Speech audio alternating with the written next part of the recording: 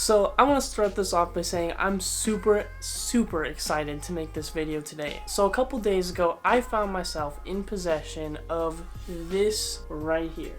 Now yes, it's a skateboard deck, but you may already be noticing that it's a little interesting and different than your typical skateboard deck. And in order for you guys to fully understand and appreciate why this particular deck is so cool and so important, we need to go back and do a little history lesson in the origins and the start of skateboarding.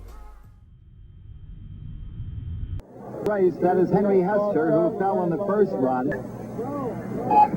There they go!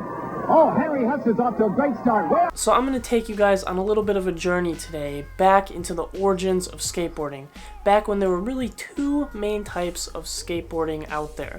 One of them you guys know very well as freestyle skateboarding. Many people know this as the origin to the sport. It's where a lot of people started before the ollie was invented. Skateboarding back in the 70s and 80s was heavily based on freestyle. And this was really a genre based around doing tricks, balancing, and footwork on your boards that was made most popular by the famous skateboarder Rodney Mullen, who was an absolute beast at freestyle skateboarding. Now freestyle skateboarding obviously still exists today. It's still very popular, but the other main origin of skating that's kind of forgotten about is this little known thing called slalom skateboarding. Now slalom skateboarding had its origins all the way back in the 70s, and this particular genre is more derivative of current modern day downhill longboarding. So what is slalom longboarding? It's essentially a sport where competitors race against each other down a hill lined with a strip of traffic cones. Whoever can get down while weaving through the most amount of cones in the fastest amount of time while knocking the fewest amount of cones down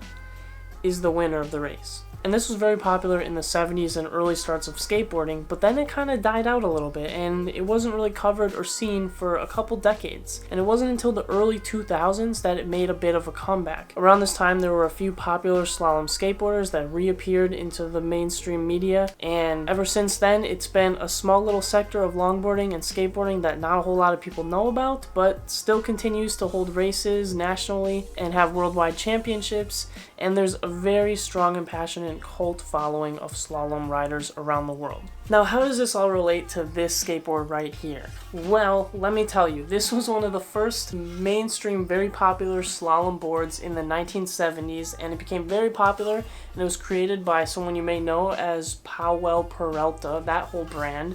They still exist today, but they created this board, and it was marketed as the fastest, quickest, and best slalom board in the market.